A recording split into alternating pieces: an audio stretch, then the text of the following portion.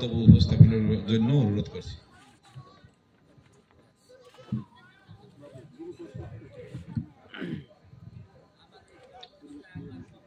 জয় জয় পিতামাতা, জয় জয় হরিচাঁদ, জয় জয় শান্তি সত্যভামা, জয় জয় সমগ্র বিশ্ব মানবতার জয়। আজকে এই মঞ্চে আমাকে মাল্য দিয়ে যে সম্মান দেখানো হলো, আমি সমগ্র মতুয়াদের উদ্দেশ্যে সে মাল্য অর্পণ করলাম।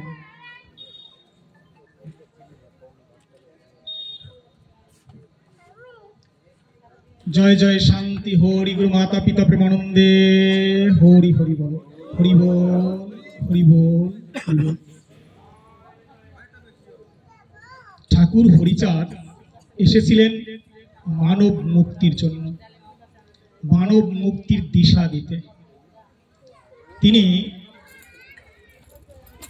যে মতুয়া এই শব্দটি যদি আমরা ব্যুৎপত্তিগতভাবে বিশ্লেষণ করি, তবে তাই মত উয়া প্রত্যয়। মত শব্দের অর্থ সিদ্ধান্ত বা অভিপ্রেত। ঠাকুর হরিচাঁদ সিদ্ধান্ত দিয়েছেন। আমরা এর আগে অধ্যাপক উত্তম বাবুর কাছে অনেক গুরুত্বপূর্ণ কথা শুনেছি। তার সিদ্ধান্তটা কি? ভিন্ন সম্প্রদায় মোরা মতুয়া আখ্যান। তাই তিনি বললেন আমরা ভিন্ন, আমরা বৈদিক অনুশাসিত নই বা অন্য কোনো অনুশাসিত নই। আমরা বাঙালি, আমাদের মাতৃভাষা বাংলা। বাংলায় একমাত্র আমাদের আধুনিক ভারতের শাস্ত্র, অন্য কিছু নেই। কি রয়েছে? শ্রী শ্রী হরিলীলামৃত। বেদ লিখিত হয়েছে সংস্কৃত ভাষায়, গীতা সংস্কৃত ভাষায়। আজকে আমরা যেটা দেখি যে বাংলা এটার অনুবাদ, সংস্কৃত তার মূল পাণ্ডুলিপি, সেখান থেকে অনুবাদ করা হয়েছে। পুরাণ লেখা আরবি ভাষায়, সেটাকে আমরা বাংলায় অনুবাদ করি। কিন্তু বাঙালিদের মাতৃভাষা বা মাতৃভাষার যে গ্রন্থ আমাদের জন্য শ্রী শ্রী হরিলীলামৃত দেখতে পাই। সেই মাতৃভাষার জন্য আমরা বাঙালি। আমরা এখানে আছি কত বছর? ৬৫,০০০ বছর ধরে। কিন্তু এই যে আমরা বললাম কোরআন বা বেদ, এরা আমার বাংলায় এসে খুব বেশি দিন নয়, এখনো ১০০০ বছরও হয়নি। তাহলে আমরা আমাদের অস্তিত্ব পতিত উপরে ছিলাম, আমরা এখানকার রাজা ছিলাম, এখানকার আমরা সবই ছিলাম। সম্পদ ছিল, অর্থ ছিল। আমাদের কি বললো? বগলে ওরা শাস্ত্র নিয়ে এসছে, আমাদের বলল পরপারে স্বর্গ আছে, পরপারের স্বর্গ দেখিয়ে আমাদের সম্পদ নিয়ে গেছে। তাই আজকে আমরা উপর থেকে নিচে পড়ে গেছি, মানে পতিত হয়েছি, ফলেন। এই যে পতিত জাতি, এদেরকে পূর্ণ অবস্থায়, আদি ভারতীয় সভ্যতায় ফিরিয়ে নিতে হরিচাঁদ সিদ্ধান্ত নিলেন। বললেন আমরা ওটা নই, আমরা মতুয়া। তাহলে মতুয়াদের ক্যারেক্টারটা কেমন হবে? সত্যবাদী জিতেন্দ্রীয়, দুটো শব্দ। হইবে যেই, না থাকুক ক্রিয়াকর্ম, হরিতুল্য সেই। তার মানে কি বলছেন? সত্যবাদী জিতেন্দ্রীয় যে হবে। বলেননি ঠাকুর বাড়ির কেউ হলেই ঠাকুর হবে। অনেকের ধারণা বা বিশ্লেষণ করেন যে হরিচাঁদ তার পুত্র গুরুচাঁদের মধ্যে সীমাবদ্ধ ছিলেন, কিন্তু বিষয়টি তেমন নয়। কারণ ঠাকুর হরিচাঁদ নিজে বলেছেন সত্যবাদী জিতেন্দ্রীয় হইবে যে সত্যবাদী জিতেন্দ্রীয় হবে, আমি সে আমার সমান হতে পারবে। তাই আমরা বন্দনা যদি বিশ্লেষণ করি দেখতে পাই জয় জয় হরিচাঁদ, আবার জয় জয় গুরুচাঁদ, জয় জয় দশরথ, জয় জয় মহানন্দ। আর কারো সাথে দুটো জয় নেই। তার মানে দেখিয়েছে সত্যবাদী জিতেন্দ্রীয় যে হবে সে হরিচাঁদের তুল্য হতে পারবে। অন্য কোথাও আর সেই কথা বলা নেই। বেদে নেই, অন্যান্য শাস্ত্র তাতে কোথাও নেই যে তারা একের সমান হওয়া যায়। তাহলে কিভাবে হতে পারবে? কর্মগুণে। ঠাকুর হরিচাঁদ, ঠাকুর গুরুচাঁদ কর্ম করে ঠাকুর উপাধি লাভ করেছেন। এটা তার অর্জিত উপাধি, এটা তাদের বংশগত পরিচয় নয়। আমরা যদি ঐতিহাসিক প্রেক্ষাপটে বিশ্লেষণ করি তবে দেখতে পাই তাদের পদবী বিশ্বাস। আজকে যে গালগপ্প কেউ কেউ বলছে যে তারা মৈথিলি ব্রাহ্মণ, এটি প্রথম বা দ্বিতীয় সংস্করণের শ্রী শ্রী হরিলীলামৃতে ছিল না বা নেই। পরবর্তী সংস্করণ যখন গুরুচাঁদ থাকাকালীন তার পরবর্তীতে পিয়ার ঠাকুরের হাতে এলো, উনি ওনার দায়িত্ব সময় যখন নেয় তখন বগুলা শ্রীকৃষ্ণ কলেজের একজন অধ্যক্ষকে দিয়ে উনি এই কারসাজি করিয়েছিলেন। তাহলে এই যে জায়গাগুলো আমাদের বর্তমান সময়ে অত্যন্ত সুন্দরভাবে উঠে এসেছে। আমরা এই বিভ্রান্তির মধ্যে যাব না, মানবো কাকে? হরিচাঁদ কি বলছেন? হরিচাঁদকে। হরিচাঁদ কি বলছেন? শোনো বাবা গুরুচাঁদ, আমিও তো চলে যাব, নশ্বর দেহ তো চিরদিন থাকবে না, আমি চলে যাব, চলার আগে কিছু কথা শোনো। সেই কথাগুলো কি বলছেন? তাই গুরুচাঁদ বলছেন, চলিয়া গিয়াছে হরি, যেই কথা বলে গেছেন মোরে। তাহলে তার উপর যে দায়িত্বভার দিয়েছেন সেই কথাগুলো কি? হরিচাঁদ বলছেন, শোনো বাবা গুরুচাঁদ, ভক্ত হলো, দাস হলো, হলো উদাসীন, গৃহস্থ জনের সদা মনে করে হীন। এতদিন কি তৈরি হয়েছে? ভক্ত তৈরি হয়েছে। কি তৈরি হয়েছে? দাস তৈরি হয়েছে। আর কি? উদাসীন তৈরি হয়েছে। উদাসীন মানে বাউল বা গৃহত্যাগী। ভক্ত কথার অর্থ কি? অনুগামী বা দাসত্ব বরণকারী। হরিচাঁদ কি করলেন? বলছে, সুযুক্তি বিধানে প্রভু অবতীর্ণ হলো, হরিদাস নামে যত ভক্তে শিক্ষা দিল। তাহলে তিনি কি করলেন? এই যে রাম ভক্ত, কৃষ্ণ ভক্ত, চৈতন্য ভক্ত, কালী ভক্ত, দুর্গা ভক্ত, শিব ভক্ত, এই ভক্তদের উপযুক্ত তথ্য সমৃদ্ধ কথা দিয়ে তিনি কি বললেন? তৈরি করলেন মতুয়া। তাই হরিচাঁদ ভক্ত তৈরি করেননি, হরিচাঁদ তৈরি করেছেন মতুয়া। মতুয়া হতে হলে তার প্রথম কি হবে? সত্যবাদী জিতেন্দ্রীয়। তাহলে সত্যবাদী জিতেন্দ্রীয় না হয়ে কি বলছেন? মতুয়া হওয়া যায় না। তাই গুরুচাঁদকে বলছেন, এরা এই যে গৃহী, আমরা কারা? গৃহী থাকে, গৃহবাসে, গৃহীর নিকটে আসে সাধু সন্ত সন্ন্যাসী সুজন।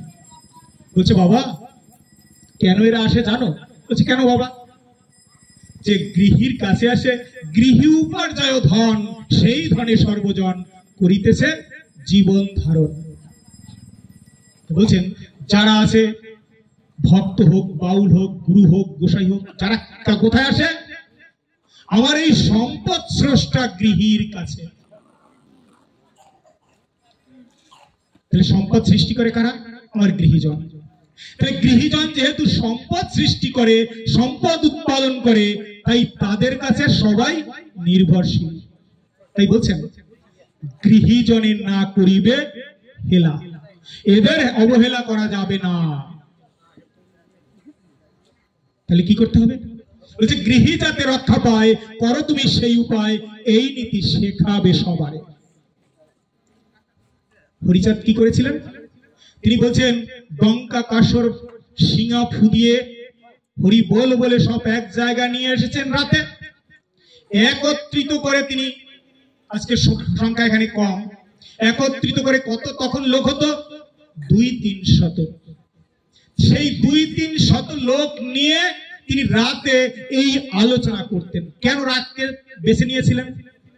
না, রাত হলো এই আমার এই কর্মী মানুষ দিনে যদি কর্ম না করে এই শুধু হরি বল বলে মাতাম দিয়ে চলে, খাবার হবে না, সম্পদ হবে না। বলছে, দিনে কাজ করো, রাতে তোমরা এখানে আসো। এটাই ছিল আমাদের প্রথম শিক্ষা কেন্দ্র। আমাদের প্রথম হরিচাঁদ ঠাকুর শিক্ষা কেন্দ্র খুলেছিলেন। তিনি ব্রাহ্মমান শিক্ষক ছিলেন। আজকে তো দশরথের পাড়ায়, আর একদিন মৃত্যুঞ্জয়ের পাড়ায়। এইভাবে তিনি ঘুরে ঘুরে শিক্ষা দিতেন কি করে আমাদের এই গৃহীজন রক্ষা পায়। গৃহীজনদের রক্ষার জন্য হরিচাঁদ ঠাকুর এলেন। শোষকদের শোষণ বাধা দেওয়ার জন্য হরিচাঁদ ঠাকুর এলেন।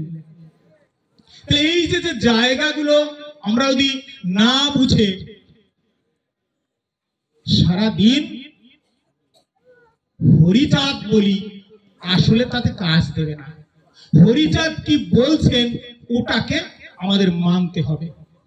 হরিচাঁদের দর্শন কি ওটাই আমাদের জানতে হবে। তাই গুরুচাঁদ বলছেন আমাদের এই মানুষকে মুক্তি দিতে শিক্ষা চাই, ধন চাই, রাজকার্য চাই। তাহলে তিনি প্রথম টার্গেট নিলেন, এই মানুষকে যদি আমি ওই শোষণ বঞ্চনা থেকে মুক্তি দিতে চাই, তাহলে বাবার কথাকে যদি আমার মানতে হয়, আমার জাতিকে শিক্ষিত তৈরি করতে হবে। হরিচাঁদ কেন নরনারী বলছে? যার যার নারী নিয়ে সেই সেই আসে। কেন বলছিলেন? কেন যার যার নারী নিয়ে আসে? কি শুধু সেখানে বেবিচারি হবে না তাই না? তাহলে তো আজকে মায়েদের কেউ প্রায় নেই। মায়েরা যদি থাকতো, আজকে আমরা এখানে যে আলোচনা হবে, আলোর যে বিতরণ হবে, আদান প্রদান হবে, সেই আলো থেকে তারা বঞ্চিত হলো। তাই হরিচাঁদ বললেন, না, শুধু একা পুরুষরা আসবে না, তোমার সাথে করে তোমার স্ত্রীকে, সহধর্মিণীকে নিয়ে আসবে। কেন? এই আলো যেন সেও আলোকিত হয়। আমাদের এই যে আলোচনায় যে আলো হবে, সেই আলো দ্বারা সে সমৃদ্ধ হবে। যদি নরনারী দুইজন আলোকিত হয়, তাহলে সেই সংসার আলোয় পরিপূর্ণ হবে। তাহলে আমাদের সেখানে আজকে কি ব্যর্থতা নেমে এসেছে। তাহলে আমরা হরিচাঁদের আলোয় আলোকিত হতে পারিনি। হরিচাঁদ যা বলছেন তার কাছে আমরা যাইনি। হরি শব্দের অর্থ সূর্য, হরি শব্দের অর্থ চেতনা, হরি শব্দের অর্থ জ্ঞান। তাই তিনি কি বলছেন? দুই অক্ষর নাম হরি সর্ববীজ সার। দুই অক্ষর নাম, দুটো কি? হরি। হরি শব্দের অর্থ কি? জ্ঞান, চেতনা। যখন সে চেতনা বা জ্ঞানে উদ্বুদ্ধ হবে, তখন তার এই দুঃখ নিরসন হবে। যদি তার চেতনায় উদ্বুদ্ধ না হতে পারে, কোনোদিন তার দুঃখের মুক্তি ঘটবে না, ঘটবে না, ঘটবে না। তাহলে আমাকে চেতনা অর্জন করতে হলে কি চাই? শিক্ষা চাই। তাই গুরুচাঁদ এটাকে ডিসিশন নিয়ে কি করলেন? আমার এই একটি নিরক্ষর জাতিকে, একটি অচল জাতিকে, একটি স্থবার জাতিকে শিক্ষিত করার দায়িত্ব নিয়ে 1880 সালে স্কুল তৈরি করার সংকল্প নিলেন। কিন্তু স্কুল তৈরি করলেন, ব্রাহ্মণদের শিক্ষক রাখলেন, সে শিক্ষক পড়ালো না। 81 সালে তিনি আবার উদ্যোগ নিলেন। সেই স্কুল কিন্তু বন্ধ হয়ে গিয়েছিল। 81 সালে দত্তডাঙ্গায় ঈশ্বর গাইনের বাড়ি শ্রদ্ধা অনুষ্ঠানে তিনি সিদ্ধান্ত নিলেন, নিজেদের যদি শিক্ষক আসে পাই কোনোদিন, সেই দিন স্কুল করে আমি আমার মানুষকে শিক্ষিত করব। এলেন তখন এন্ট্রান্স পাস করা ঢাকা থেকে রঘুনাথ সরকার। আমাদের প্রথম এন্ট্রান্স পাস করা কোন শিক্ষক রঘুনাথ সরকার। তিনি প্রথম আমাদের শিক্ষিত করার চেষ্টা করলেন। আমাদের প্রথম এমএ পাস মুকুন্দ বিহারী মল্লিক, 1913 সাল। যেই বছর রবীন্দ্রনাথ নোবেল পুরস্কার পান, তৎকালীন সময়ে শিক্ষার হার কত? 4.6%। 100 জনের মধ্যে 4.6% শিক্ষিত। তাহলে রবীন্দ্রনাথ যে বিশ্বকবি, আমি একটা প্রশ্ন চিহ্ন দিয়ে গেলাম। আমার কোন মানুষ তার কবিতা, তার বই, তার লেখা, তার প্রবন্ধ, তার গান, টিল টুডে আজ পর্যন্ত রবীন্দ্রসঙ্গীত আমাদের কোন মানুষ না গিয়ে ঠিকভাবে গাইলেও ব্রাহ্মণ ছাড়া গিয়ে চান্স পায় না কোনো জায়গায়, আজ পর্যন্ত বললাম। তাহলে রবীন্দ্রনাথের সাহিত্য বা লেখা, এখানে রয়েছেন বাংলা বিভাগের অধ্যাপক বিকাশ বাবু, আমার কি সমাজ পড়েছে?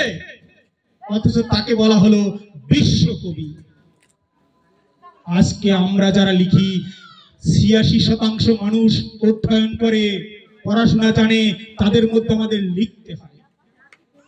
৪ জন মানুষ কারা লিখেছে? ব্রাহ্মণরা লিখেছিল। আমার সমাজে কি বললাম, ১৯১৩ সাল প্রথম এমএ পাস একজন, আর তুমি পাস করেনি তখন। ১৯২৩ সালে পরিকল্পনা হলো আমাদের মানুষ বিলেতে পাঠাবো। ১৯২৬ সালে প্রথম বিলেত যায় ৩ জন। পিয়ার ঠাকুর ব্যারিস্টারি পড়তে, ভগবতী প্রসাদ দর্শনে, অমূল্যভূষণ দাস তিনি গেলেন গ্লাসগোতে ইঞ্জিনিয়ারিং করতে, মেকানিক্যাল। এই প্রথম আমাদের বিদেশ যাত্রা, এখনো ১০০ বছর হয়নি, তার মধ্যে ব্রাহ্মণরা গেল রব তুলে দিয়েছে। আমাদের সমাজ ভাবতে হবে আমাদের দোষ কোথায়? না আমরা আজকে সর্বোচ্চ শিক্ষায় শিক্ষিত। আমি একদিন বলতেছিলেন অধ্যাপক বিকাশ স্যার, কি বলছিলেন? আমি বললাম আপনি বাংলা নিলেন, বাংলায় উনি জানেন তো বিসিএস পাশ করে শেষের দিকে যে রিটায়ার্ড হবেন, বলছেন ইংরেজিতে না সেকেন্ড পেপারে ৯৬ পেয়েছিলাম। মানে আমাদের থেকে সিনিয়র সেই সময় কেউ ইংরেজিতে ৯৬ পেলে তার ইংরেজির সর্বোচ্চ জায়গায় অবস্থান করা দরকার ছিল। অধ্যাপক উত্তম বাবু একদম আমাকে বললেন, দাদা পরীক্ষা দিছি, পরীক্ষায় কোনোদিন নম্বর না, আমাদের ভিক্ষা করতে হয়নি। ঠিক এই শব্দটি বলছেন, কোরআন কোট বললাম, রয়েছে তা। তাহলে আমরা আমাদের মানুষের মূল্যায়ন করতে শিখিনি। আমরা যতদিন আমাদের মানুষের মূল্যায়ন করতে না শিখবো, ততদিন আমরা অবহেলিত থাকবো, পতিত থাকবো, নির্যাতিত থাকবো। আমাদের মানুষের ১৮১২ সালে জন্মগ্রহণ করে হরিচাঁদ, ১৮১৮ সালে জন্মগ্রহণ করে কার্ল মার্কস, ১৮২০ সালে ঈশ্বরচন্দ্র বন্দ্যোপাধ্যায়। আমি মনে করি না তিনি বিদ্যার সাগর ছিলেন, কারণ তিনি সংস্কৃত জানতেন, সংস্কৃতের উপর কিছু লেখাপড়া করেছেন। আমি মঞ্চে থেকেই ঘোষণা করে গেলাম। আমি applied physics, applied chemistry, applied mathematics Sanskrit চর্চা করে, আমাকে তো কেউ বলে না, অথচ শুধু সংস্কৃত চর্চা করে বিদ্যার সাগর। আমার হরিচাঁদ কত দর্শনমুখী কথা বলেছেন, তাকে তো তারা আজও গ্রহণ করে না। আমি বা তাকে অত ঢাকঢোল পিটিয়ে সাগর বলতে যাব কেন? আমার মানুষকে আমি খুঁজি, আমার মানুষের আমি সত্যিটা বলার চেষ্টা করি। হতে পারে আমার দৃষ্টতা, কিন্তু আমার মানুষ ওদের মানুষ আমি আলাদাই করি, আলাদাই দেখি। হরিচাঁদ তাই বলেছিলেন, গুরুচাঁদ তাই বলেছেন, দলিত পতিত তারা দুঃখে কাটে কাল, ছুসনে ছুসনে বলে যত চলে চল, ভিক্ষারা শিক্ষারা ঘরে নাই অধন, এই সবে জানি আমি আপনার জন। আইডেন্টিটি করে দিয়েছেন। আমি কার কথা বলবো? আমার মানুষের কথা।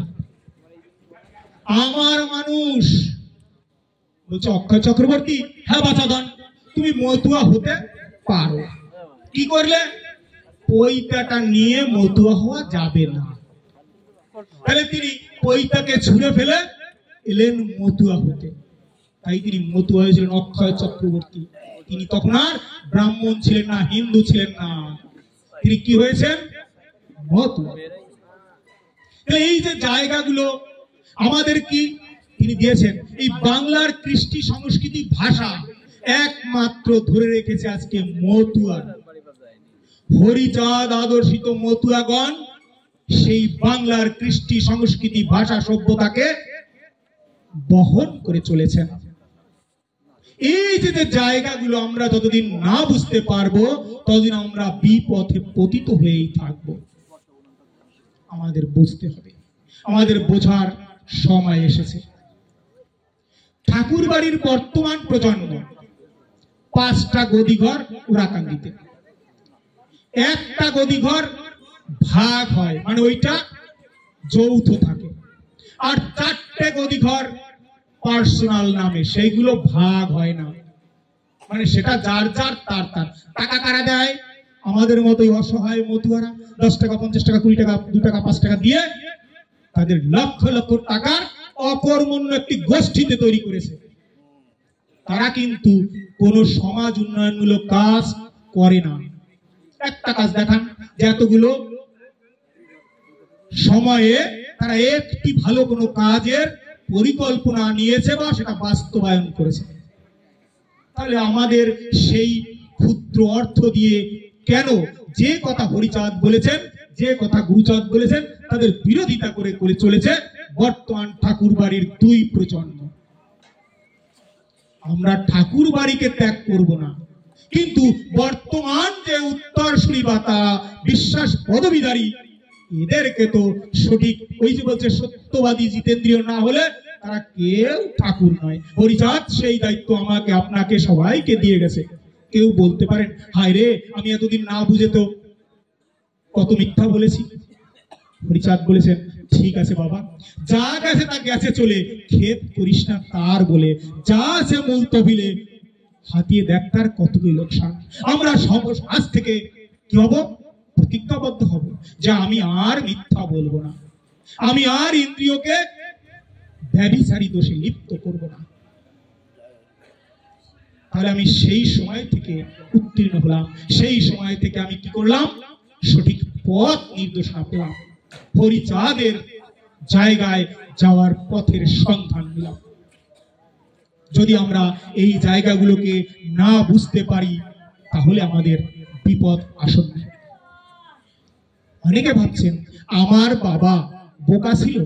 না না, আমার বাবা বুঝেছিলেন আমার সন্তানকে আমি কোথায় সুরক্ষিত রাখবো। তাই প্রথম কি করেছেন? তাদের গার্জিয়ান নিয়ে একটি মেয়ে দেখেছেন, তাকে নির্বাচন করেছেন। এই মেয়েটাকে আমার সন্তানের বউ করে নিলে তাহলে আমার বংশ ভালো হবে, মানে সিদ্ধান্ত অভিভাবকের। তাই তো আমার মাকে নিয়ে এসছেন। আমার বাবা বুঝেছিলেন এই সন্তান, আমার সন্তানকে এই গর্ভে রাখলে তাহলে আমার সন্তান নিরাপদে থাকবে। তাই তো আমার বাবা তার বীর্য বা তার পৈতৃক সম্পদ আমার মায়ের গর্ভে প্রেরণ করেছিলেন। তাই তো আমার জন্ম। আমার মা দেখেছিলেন আমার সন্তানকে কত মাস রেখেছিলেন? 9 মাস 10 দিন তার গর্ভে রেখেছিলেন। তার গর্ভে যখন 9 মাস 10 দিন রেখেছেন, তিনি বুঝলেন আমার এই সন্তানকে এই ভূমিতে আমি রাখবো। তাই তার সিদ্ধান্ত এই ভূমিকে রেখেছিলেন। তাই এই ভূমি মা, এই জননী আমাকে এতগুলো বছর ধরে লালন পালন করে খাদ্য দিয়ে স্বনির্ভর করে তুলেছেন। সেই জন্মভূমিকে আমরা কখনো ত্যাগ করব না। যদি সেই জন্মভূমিকে ভুলক্রমে কেউ ত্যাগ করে থাকি তাহলে সে এর পরবর্তী জেনারেশন পর পর সে জন্মভূমি হারা হবে, জীবনে কোনোদিন এক টুকরা জমি পাবে না। আর এটাই সারা পৃথিবীর সিস্টেম হয়ে চলেছে। এই জায়গাগুলো আমাদের বোঝার সময় এসেছে, বুঝতে হবে, মানতে হবে। হরিচাঁদ ওটাই শিক্ষা দিয়েছেন, কি মানতে হবে, না মানলে কোনো কাজ দেবে না। ধন চাই, রাজকার্য চাই, এই কথাগুলো বলছেন। শিক্ষা নিলে আমার সব পরিপূর্ণতা হবে না, শিক্ষার প্রয়োগ চাই। প্রয়োগ কি শুধু একটি চাকরি? চাকরি হলে স্বাচ্ছন্দ্য জীবন হয়, কিন্তু আমাদের যারা চাকরি করে তাদের জীবনটা সচ্ছলতা আসছে, কিন্তু তাদের সেই দায়িত্ববোধে উত্তীর্ণ হয়ে আমাদের অন্য মানুষকে একত্রিত করে এগিয়ে চলতে হবে। কারণ বিকাশবাবু বলে গেছেন সিদ্ধান্তটা কিরকম কি ইত্যাদি। তাহলে তাদের যদি সেই কাজে গাফিলতি হয়, পরবর্তী প্রজন্ম বা আমার অসহায় ভাইগুলো একত্রিত হতে পারবে না, বা তাদের নির্বোধ বলে ফেলে দিলেও আমাদের জায়গাটি নিজেদের দায়িত্ব এড়াতে পারবো না। তাই আমাদের দায়বদ্ধতা সেখানে অনেক বেশি। যারা আমরা শিক্ষিত হয়েছি, চাকরি করি, তাদের দায়বদ্ধতা না নিলে সেই ব্যর্থতার দায়ে আমার সমাজ ভুগবে। অতএব তাদের সচেতন হতে হবে, সজাগ হতে হবে, নিজের দায়িত্ব নিজেদের কাঁধে তুলে নিতে হবে। তবে হ্যাঁ, ইদানিং বেশ কিছু মানুষ সেই দায়িত্ব নিয়ে এগিয়ে চলেছেন। হরিচাঁদ বলেছেন ভেগধারী ছদ্মবেশী কাকে বলছে? যেমন বলছে একটি টিকি রেখে বা চৈতন্য ন্যাড়া হয়ে তিনি প্রমাণ করেছেন, চুল ফেলে দিয়ে তিনি প্রমাণ করতে চাইছেন তিনি চৈতন্য, মানে চেতনা আসছে। হরিচাঁদ না, তোমার চেতনা হবে, চুল দিয়ে প্রমাণ করতে হবে না। তুমি চেতনা হয়েছে এটা তোমার কর্ম দিয়ে প্রমাণ করো তুমি চেতনা হয়েছে, তুমি চৈতন্য হয়েছো, তোমার চৈতন্যের প্রতিফলন ঘটবে বাস্তব কর্মে। বলছে তুমি একটি টিকি রেখে দিয়ে শুধু চেতনার সিগন্যাল নয়, চেতনা হলে ওই টিকি দরকার হয় না, কিভাবে হবে এটা বিষয় নয়, হবে কি তোমার যখন চেতনা হবে তখন মানুষ আলোকিত হবে, তখন সমাজ আলোকিত হবে, তখন জাতি সুরক্ষিত থাকবে। চেতনা দিয়ে জয় করা যায়, মানুষকে একত্রিত করা যায়। মায়েদের জন্য ঠাকুর কত সুন্দর কথা বলছেন, পিতার থাকিলে ধন পুত্র কন্যা পায়। পিতার ধন থাকলে সন্তান, যে সন্তান, বাবা তো সন্তান মেয়ে না ছেলে হবে এটা বলে তো হয়নি। ধরে নিলাম যদি সমস্ত বাবা সন্তান ছেলে চায়, সব ছেলে হলো, পৃথিবীতে কোনো মেয়ে নাই, সৃষ্টি রক্ষা হবে? হবে সৃষ্টি রক্ষা? হরিচাঁদ বুঝেছিলেন সৃষ্টি রক্ষা করতে হলে নরনারী দুইজনকেই দরকার হয়, তাই তিনি সম্পদকে সমবন্টন করলেন। পিতার থাকিলে ধন পুত্র কন্যা পায়। আজকে এই মঞ্চে যদি এত পুরুষ থাকলেন, এর সাথে কতিপয় মায়েরা থাকতেন, তাহলে কি হতো? সমতার বিধান থাকতো। আসলে এটা একটা অসমভাবে মঞ্চের বার্তা গেল। আমি এই বার্তাটা চাইনি, আমি চেয়েছিলাম যে বার্তায় সমতা থাকবে। ঠাকুর তো সমতা চেয়েছেন। এই যে হরিচাঁদের যে বার্তা, সেই বার্তাগুলো আমাদের নিজেদের সঙ্গী করে আদর্শ করে চলতে হবে। অতএব ঠাকুর সম্পর্কে বলতে গেলে অনেক অনেক সময় আলোচনা করা যায় বা মানুষকে আকৃষ্ট করে রাখা যায়, সময় সংক্ষেপ। তবু যে সমস্ত মানুষের জন্য এই মঞ্চে আজ আমি আলোচনা করতে পেরেছি, প্রত্যেককে আমার শ্রদ্ধা, অভিনন্দন। জয় জয় শান্তি হরি প্রেমানন্দে হরি হরি বল, হরি বল হরি।